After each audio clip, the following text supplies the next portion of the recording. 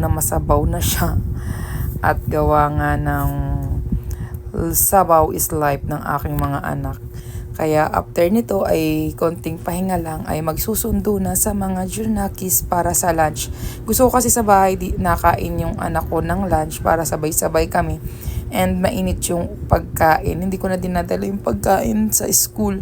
Kasi 11 naman yung out ni Miracle. Tapos si Froilan ay 11:30. Inaantay ko na. Ayan. Tapos before 1 pa naman yung pasok. Kaya hatid sundo naman ako.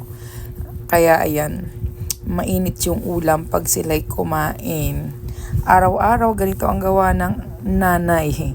Ayan, hanggang dito na lang muna at thank you for watching. Kain tayo. God bless us all. Keep safe. Ingat tayo parati. And salamat po sa mga sumusuporta sa aking mga mini vlogs. Ayan, thank you. Bye!